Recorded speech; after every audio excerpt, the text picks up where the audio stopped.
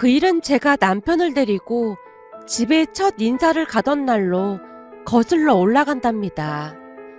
첫 인사를 온다는 말에 가족 모두가 긴장을 한 채 남편을 기다리고 있었어요. 특히나 음식을 준비하던 엄마가 제게 물었습니다. 영주야, 이 잡채 맛 좀 봐봐. 엄마, 아까도 맛 봤잖아. 괜찮다니까. 맛있어. 다 맛있어. 그 사람 워낙 착한 사람이라 엄마가 해준 음식은 다 맛있게 먹을 거니까 걱정하지 마. 맛이 없는데 억지로 맛있게 먹으면 좀 그렇잖아. 아니야, 진짜로 맛있어. 예비 사이가 온다고 하니까 왜 이렇게 떨리는지 모르겠다. 엄마가 수줍게 미소 짓고 있었습니다. 잠시 후 남편이 도착했고 가족들이 약간은 부담스러울 정도로 남편을 반겼습니다. 뭐야, 다들 뭐가 그렇게 좋아서 난린 거야. 평생 결혼 안 하고 혼자 산다고 난리를 치던 네가 결혼을 한다고 하는데 지금 우리가 안 그러게 생겼어. 오늘은 우리 집 역사에 기록될 만한 날이야. 엄마, 제발 그만 좀 해. 마치 내가 도매급으로 넘어가는 것 같잖아. 알았어. 내가 얼마나 좋으면 이러겠니? 내가 조금 주책이었다면 미안해요. 엄마가 다시 수줍은 표정으로 남편에게 말하고 있었어요. 아닙니다. 이렇게 반겨주시니까 제가 오히려 몸둘 바를 모르겠습니다. 어쩜 말하는 것도 이렇게 예쁘게 할까나? 고마워요. 엄마와 남편이 이런저런 말들을 주고받다가 자리에 앉아서 식사를 하고 있었습니다. 그런데 잠시 후 집 초인종이 울렸어요. 엄마, 누구 올 사람 있어?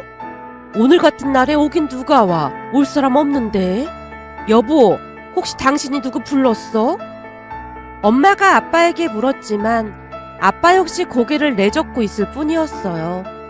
잠시 당황한 듯한 표정을 짓던 엄마가 현관으로 가서 인터폰을 들다가는 놀라서 외쳤어요. 아니, 동서가 웬일이야? 형님, 문 좀 열어주세요. 엄마가 문을 열었고 작은 엄마가 집 안으로 들어왔는데요.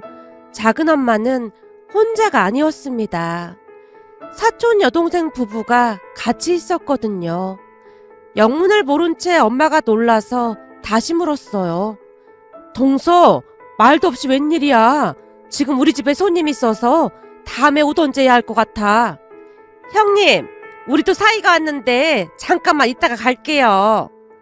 엄마의 요청을 무시한 채 작은 엄마가 딸 부부를 앞세워 거실로 들어왔습니다. 그 모습에 아빠의 얼굴이 무서울 정도로 굳어져 있었는데요. 아빠가 대놓고 짜증스레 말을 했거든요. 재수씨, 오늘은 집에 큰일이 있으니까 다음에 오시죠. 그리고 이렇게 막무가내로 들어오는 건 예의가 아닌 거죠. 아주버님, 마침 지나가던 길에 오늘 영주 신랑감이 온다고 했던 게 생각나서 잠깐 들른 것뿐인데 너무 야박하게 그러지 마세요. 우리도 사이가 있는데 제 체면이 뭐가 되겠어요. 순간 아빠가 멈칫한 채 제부의 얼굴을 바라보고 있었는데요. 제부로 인해 잠시 감정을 다스리는 듯해 보였어요. 거기다 우리 남편 마음을 불편하게 하고 싶지 않은 듯 남편의 눈치를 보더니만 어색한 미소를 짓고 있었어요.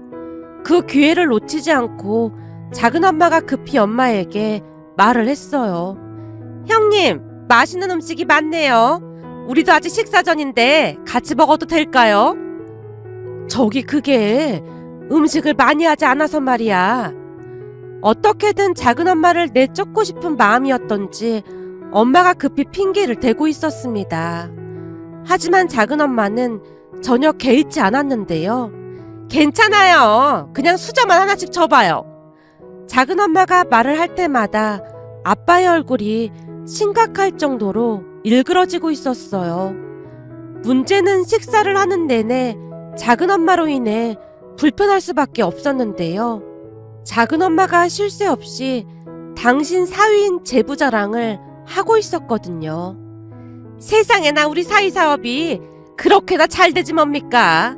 이래서 사람은 큰 물에서 놀아야 하는 거예요. 월급쟁이랑 사업하는 사람은 그릇이 다른 법이라고 하잖아요. 그러다 보니 씀씀이 자체가 다르거든요. 이번 달에도 우리 사이가 집에 있는 세탁기랑 냉장고가 오래됐다고 싹 다 바꿔줬지 뭡니까? 근데 직장 다니는 사람들이야 월급이 뻔한데 우리 사이만큼 이렇게 해줄 수가 있나요? 그니까 키 크고 얼굴 잘생기고 그런 거 아무짝에도 쓸모없는 겁니다. 사람은 결국 실속이거든요. 작은 엄마가 쉴 새 없이 떠들다가는 우리 남편을 힐끗 바라보고 있었습니다. 그 모습에 아빠가 단호한 어조로 말을 꺼냈어요. 그런가요? 근데 난 생각이 좀 다릅니다. 사업이라는 게 까딱 잘못하면 망하기도 쉽고 항시 불안하잖아요. 그냥 좋은 직장에 오래 다니는 것도 나쁘지 않다고 생각합니다. 우리 딸이랑 예비 사이는 공기업에 다녀서 떼돈은 못 벌어도 나름 먹고 사는 데는 큰 지장은 없을 테니 우리는 아무 걱정도 없네요. 거기다 우리 예비 사이 얼굴도 훈남에다가 키도 훤칠한 게 아주 마음에 듭니다. 외모가 무슨 상관이냐고 하지만 아무리 그래도 쭈글쭈글한 호박보다야 빛나는 사과가 낫지 않겠습니까? 오늘 우리 예비 사이가 들어오는데 광채가 나더라니까요. 우리 딸이 이렇게 완벽한 사위를 만나려고 결혼을 늦게 한 모양입니다. 아빠가 남편을 보며 싱긋 웃고 있었는데요. 그 순간 작은 엄마의 얼굴에서 분노가 느껴졌다고 해야 할까요? 잠시 작은 엄마 소개를 하자면 작은 엄마는 이상하리만큼 우리 부모님께 자격지심을 가지고 있었습니다. 그로 인해 크고 작은 문제들이 끊임없이 일어나곤 했어요. 작은 엄마 말로는 할머니께서 항상 우리 부모님 편을 들다 보니 그것에 대한 한이 맺혀서라고 했지만 작은 엄마의 말을 비웃기라도 하듯 할머니가 말하곤 했습니다. 웃기고 자빠졌네. 허구한 날 입만 열면 다른 사람 욕이나 하고 자빠졌고 누가 조금만 잘됐다고 해도 배 아파서 잠도 못 자는 인간한테 어찌 정이 갈 수가 있겠어. 뭐가 어쩌고 어째. 내가 네 형님이랑 차별을 했어. 네 형님이 세상을 어떻게 살아가는지 한번 제대로 보고 말이나 해. 너야말로 내 욕을 여기저기 하고 다녔더구나. 그런 너를 어떻게 예뻐할 수 있겠냐. 언젠가 엄마와 차별을 한다며 불만스레 말하던 작은 엄마에게 할머니가 쏘아붙이듯 말을 했다고 합니다. 그 뒤부터 할머니와 작은 엄마의 사이는 더욱 멀어져만 갔다는데요. 문제인 손주인 우리들이 태어나고 난 뒤에도 제게는 아낌없는 사랑을 주셨던 반면에 저보다 1년 늦게 태어난 사촌동생에게는 조금은 낯설게 행동하셨다고 합니다. 그렇게 작은 엄마의 불만은 쌓일 대로 쌓여갔고 그 모든 것들이 자격지심으로 자리를 잡은 게 아닌가 싶었습니다. 시간이 가면 갈수록 작은 엄마의 이상한 행동이 계속되었거든요. 그로 인해 부모님의 스트레스가 이만저만이 아니었다는데요. 그렇다고 연을 끊고 살자니 할머니 할아버지께 큰 상처를 남기는 건 아닐까 싶어 이러지도 못하고 저러지도 못한 채 그냥 남보다 못한 사이로 지내고 있었습니다. 그런데 그날 우리 남편이 첫 인사를 온다는 이야기를 듣고는 득달같이 쫓아온 것 같아 보였어요. 사실 제 나이가 30살 중반이 되어가고 있었기에 제 걱정이 많았던 찰나에 결혼할 사람을 데리고 온다고 했으니 가족들 모두 기대가 이만저만이 아니었거든요. 아무래도 가족 단톡방에서 사실을 전해들었던 모양이었는데요. 너무나 기뻤던 나머지 자랑하고 싶었던 것인지 어느 날 엄마가 제게 물었어요. 저기 니들 고모들이 너무 궁금해하는데 고모들한테 우리 예비사이 사진 좀 보여줘도 괜찮은지 한번 물어봐. 그 뒤 제가 남편에게 물어봤고 괜찮다고 말을 하자마자 엄마가 신이 난 채 가족 단톡방에 남편의 사진을 올렸다고 했으니까요. 그날 우리 남편이 인사 오는 날을 작은 엄마가 캐물었다고 하는데요. 그저 기쁨에 취해 있던 엄마가 아무런 의심 없이 날짜를 말해줬던 모양이었어요.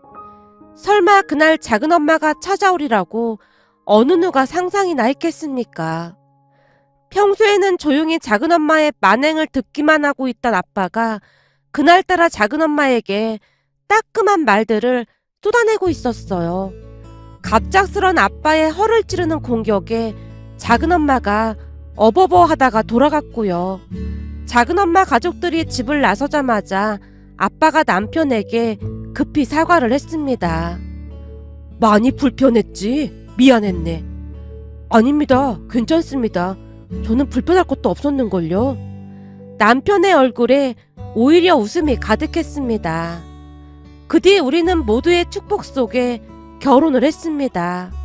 결혼식 날조차도 작은엄마가 초를 치는 소리를 했다는데요. 고모들과 함께 있는 자리에서 기가 막힌 말을 하기도 했다네요. 우선은 웨딩드레스와 턱시도를 입고 있는 우리를 보며 첫째 고모가 감탄하듯 말을 했다고 합니다. 세상에나 둘 다 키도 크고 그래서 그런지 선남선녀가 따로 없네. 우리 영주도 영주인데 사위 얼굴에서 빛이 나네, 빛이 나. TV에 나오는 연예인보다 더 잘생긴 것 같구만. 에이 형님, 모름지기 남자는 얼굴이 잘생기면 반드시 탈이 나게 마련이에요. 그니까 남자 얼굴 잘생긴 건 아무 쓰잘데기도 없다 그 말입니다. 쓰잘데기가 없긴 왜 없어. 귀향이면 다홍치 말하고 잘생긴 게 훨씬 낫지. 거기다 둘 다 공부도 잘해서 좋은 대학 나와 공기업까지 들어갔으니 어디 하나 나무랄 데가 없구만. 예전부터 우리 영주가 야물딱지더니만 신랑감도 아주 잘 데리고 왔다니까. 고모가 작은엄마 들으라는 듯이 말을 했다는데요. 칭찬하는 소리가 듣기 싫었던 모양으로 작은엄마가 외쳤다네요. 한번 봐봐요. 나중에 영주 이혼한다 만다 난리도 아닐 테니까요. 저는 영주 신랑 바람난다의 한 표입니다. 뭐? 조카 결혼식에 와서 지금 그게 할 소리야? 자네 진짜 안 되겠구만. 첫째 고모가 팔까지 걷어붙인 채 금방이라도 작은엄마 머리채를 잡을 듯 달려들었다는데요. 옆에 있던 작은 고모와 고모부가 큰 고모를 뜯어 말렸다고 합니다. 언니, 좋은 날에 뭐 하는 거야? 작은 올케가 저러는 거 하루 이틀도 아니고 그냥 그러려냐고 넘겨. 이거 놔. 내가 오늘 저 투둥아리를 가만 안 놔둘 참이니까. 그 와중에 작은 고모가 작은 엄마에게 비웃으며 말을 했다네요. 그러는 작은 올케는 참 좋겠네. 뭐가요? 그렇잖아. 작은 올케 사이는 키도 좀 애하고 얼굴도 그냥저냥 그래서 절대 바람 안 피울 거 아니야. 그러니 얼마나 좋겠어. 형님, 말 다 했어요? 아니, 할 말은 태산인데 오늘 좋은 날이라 참는 거야. 작은 올케, 내 말 잘 들어. 부모가 그런 맘 가지고 살면 그 화가 다 자식들에게 가기 마련이야. 그니까 항상 마음을 곱게 쓰도록 노력해봐. 작은 고모가 작은 엄마에게 쏘아붙인 뒤 급히 큰 고모를 데리고 자리를 옮겼다고 하네요. 그 뒤에도 작은 엄마의 만행은 한두 가지가 아니었지만 그리 길어질까 싶어 그냥 생략하도록 하겠습니다. 그러던 어느 날 작은 엄마가 또 집에 찾아왔다는데요. 잔뜩 상기된 목소리로 엄마에게 말을 했다네요. 형님, 우리 딸이 드디어 임신을 했다지 뭐예요? 그래? 잘 됐네. 결혼한 지 꽤 됐는데 소식이 없다 했더니 잘 됐구만. 그날만큼은 엄마가 진심으로 축하를 해줬다고 합니다. 하지만 역시나 작은 엄마는 엄마의 말을 곱게 받아들이지 않았다는데요. 형님, 요즘 세상에 누가 결혼하고 바로 임신을 한다고 그래요. 원래가 다들 신혼생활 누리고 난 다음에 임신하고 그러는 거예요. 근데 영주야말로 나이가 나이인데 신혼생활 다 누리고 언제 가질지 걱정이네요. 우리 영주? 걱정할 거 없어. 우리 영주도 지금 임신 중이니까. 네? 그게 무슨 말이에요? 그런 말 없었잖아요. 혹시나 싶어서 가족 모두 조심하고 또 조심했어. 이제는 안정기로 접어들었다고 하길래 말하는 것 뿐이야. 아니, 뭐가 급하다고 그렇게 빨리 임신을 했대요? 우리 딸은 그렇게 가지려고 해도 안 생기더니만 영주는 뭐가 급하다고 그렇게 빨리? 말을 하던 작은 엄마가 순간 엄마 눈치를 보더랍니다. 그동안 작은 엄마가 주변의 사촌동생 부부가 신혼을 즐기느라 임신을 늦추고 있다고 말을 하고 다녔지만 사실은 임신이 되지 않았던 것이 확실해 보였답니다. 그날 말실수를 한 작은엄마가 급히 엄마 눈치를 받고 말이죠. 물론 그냥 못 들은 척 넘겨도 되었지만 작은엄마의 행동이 얄미워 엄마가 물었다네요. 동서, 그게 무슨 말이야? 그렇게 가지려고도 안 생기다니. 아니에요. 그냥 말이 그렇다는 거잖아요. 근데 영주는 그렇게 바로 임신을 하면 힘들지 않겠어요? 영주 신랑 얼굴이 뺀지름하게 생겨서 뭔 일 나는 건 아닌지 모르겠네요. 우리 사위 걱정은 하지 말고 자네 사위나 걱정해. 우리 사위는 절대 그럴 사람이 아니거든. 그건 두고 봐야 하는 거 아니겠어요? 작은엄마가 어깨를 축 늘어뜨린 채 집을 나섰다고 합니다. 아마도 사촌동생의 임신 소식을 알리며 엄마 속을 긁어놓으려고 작정을 하고 왔던 모양인데 뜻밖의 소식으로 인해 불만이 가득해 보였다고 했으니까요. 그런데 그 뒤부터 더 큰 문제가 일어나기 시작했습니다. 우선은 우리 남편과 제부는 모든 것이 다른 사람이었는데요. 제가 임신을 한 뒤부터 남편은 퇴근을 하고 곧장 집으로 와서는 제가 먹고 싶은 것들을 챙겨주곤 했습니다. 퇴근 전 제게 전화를 해서 먹고 싶은 걸 물어보고는 꼭 사서 들어왔거든요. 늦게 결혼을 했던지라 저는 모든 남편들이 다들 그런 줄로만 알고 있었습니다.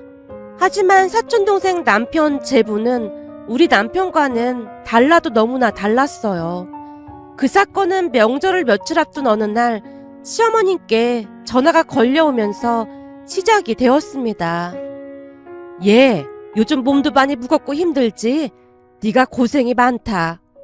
아니에요. 그이가 많이 도와줘서 별로 힘들지도 않습니다. 옆에서 아무리 도와줘도 지금은 네가 제일 힘들 때지. 그래서 말인데 이번 명절에는 그냥 친정으로 가서 쉬던지 해라. 네? 친정으로요? 그래. 아무래도 네 입장에서는 시댁보다야 친정이 편하지 않겠니?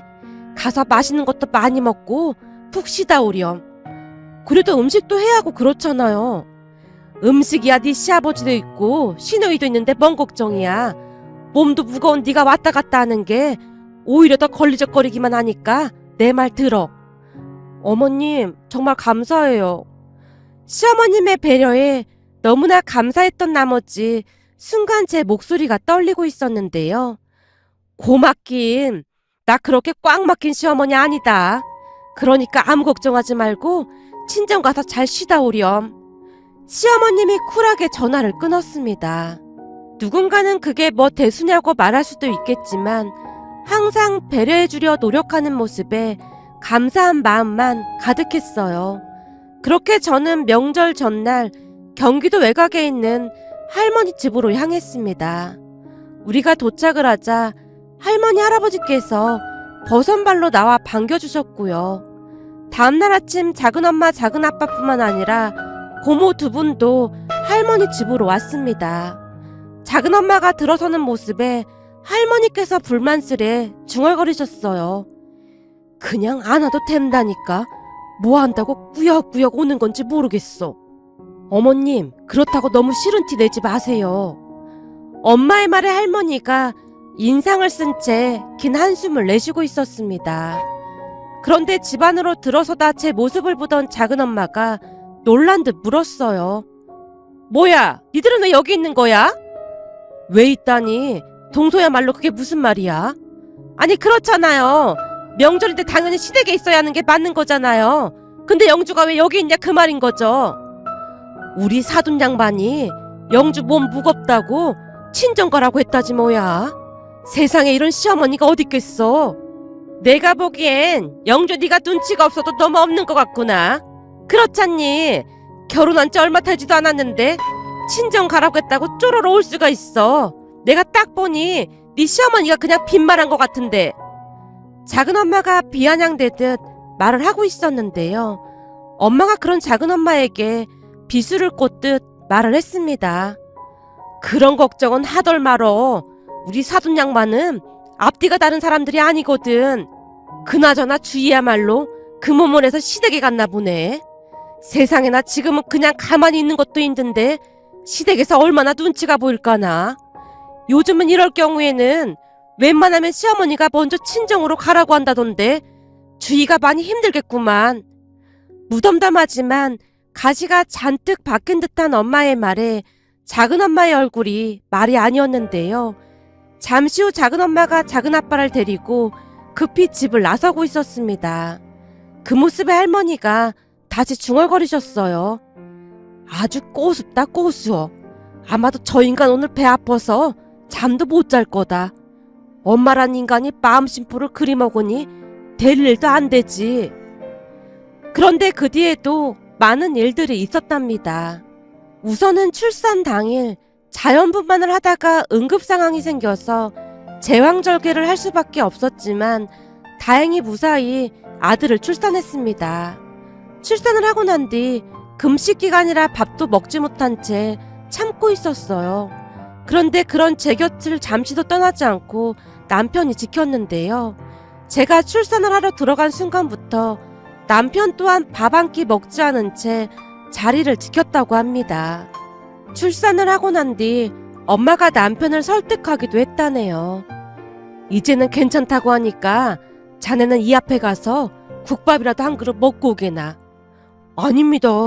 영주도 배고픈 건 매 한 가지인데 저도 그냥 참겠습니다.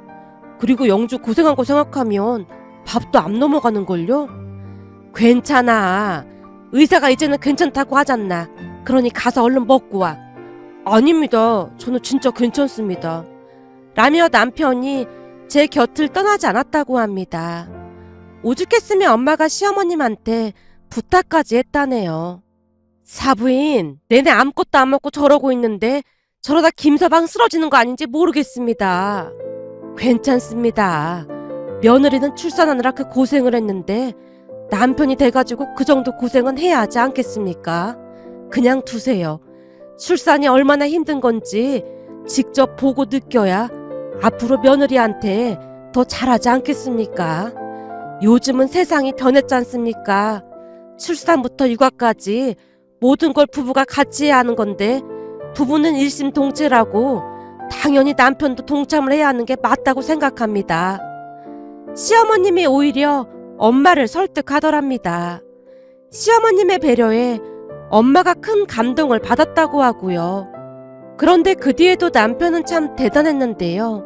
제가 육아휴직을 하게 된 것을 미안하게 생각하며 집안 살림부터 육아까지 모든 것을 함께 했습니다. 밤낮이 바뀐 아들로 인해 잠이 부족할 수밖에 없었기에 아침에 일어나기 힘들어하는 저를 위해 간단하게 식사를 차려놓고 출근을 하기도 했고 특별한 일이 있지 않는 한 퇴근 후 곧장 집으로 와서는 집안 청소부터 모든 것을 다 하려고 노력했으니까요. 덕분에 저는 크게 힘들거나 하지는 않았던 것 같습니다. 무엇보다도 항상 노력하는 남편의 모습에 큰 위안을 받곤 했으니까요. 그 뒤에도 남편은 한결같았는데요. 우리 아들이 유치원에 들어간 뒤로는 등하원으로 인해 힘이 들 수밖에 없었지만 그것도 금방 해결이 되었어요. 남편뿐만 아니라 시부모님 그리고 시누이까지 한마음이 돼서 도와줬거든요. 겪어보니 육아가 보통 힘든 일이 아니더라고요. 지금도 시댁 단체 카톡방에는 오늘도 누가 우리 아들을 데리러 가는지에 대해 대화가 오가고 있을 정도랍니다. 암튼 저는 가족들의 도움으로 큰 어려움 없이 행복한 시간을 보내고 있었어요.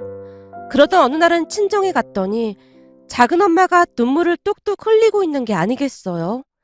평소 얄미운 행동이란 행동은 다 했던 작은 엄마가 눈물까지 흘리고 있는 모습에 제가 놀란 채 엄마와 작은 엄마를 번갈아 가며 바라보고 있었는데요. 순간 작은 엄마가 제게 부럽다는 듯이 말을 했습니다. 영주야, 지금 보니 네가 진짜 결혼을 잘한 거지 뭐니? 우리 사이는 사업 좀 한다고 어찌나 생색을 내는지. 라고 운을 떼던 작은 엄마가 작정이라도 한 듯이 그동안 있었던 일에 대해 쏟아내기 시작했습니다.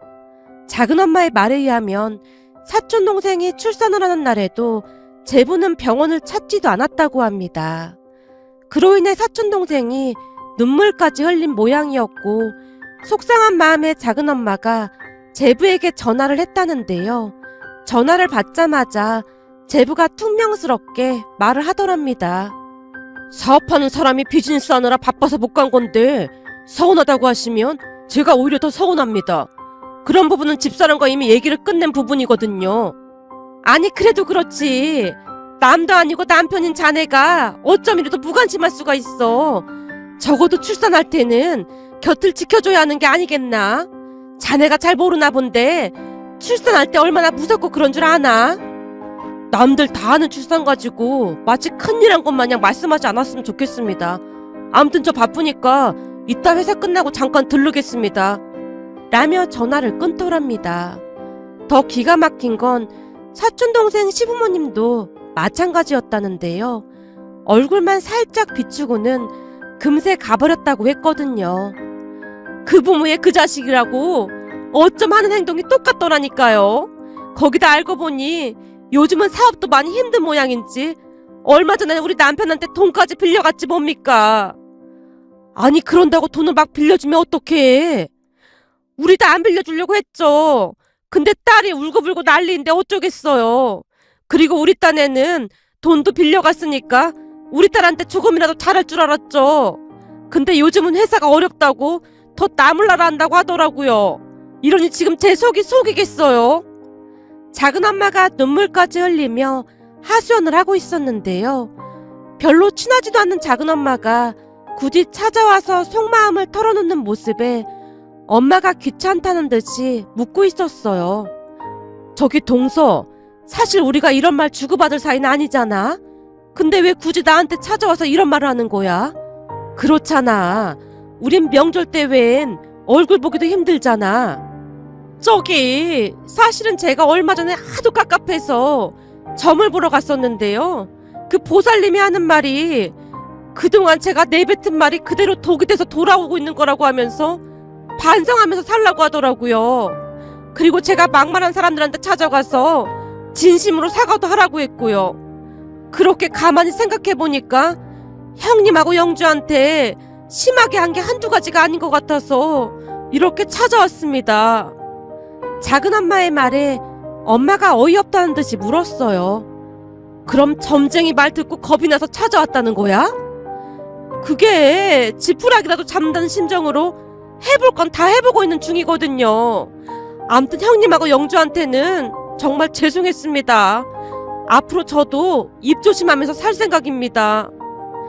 한참을 구구절절 말을 하던 작은엄마가 집을 나서자마자 엄마가 기가 막히다는 듯이 말을 꺼냈어요. 세상에나 자식이 무섭긴 무서운 모양이네. 천지분간을 모르고 그렇게 날뛰더니 어쩐 사람이 저렇게 변할 수가 있어 그래?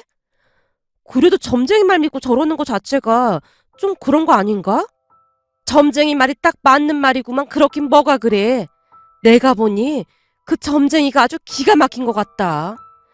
그러게 모름지기 부모라면 마음가짐부터 행동거지까지 항상 조심하고 또 조심해야 하는 거야. 부모가 되는 게 어디 쉬운 줄 알아? 그니까 너도 자식 생각해서 항상 바르게 살도록 노력해야 한다. 라며 제게 몇 번이나 강조해서 말을 했어요. 그렇게 시간이 얼마나 지났을까요?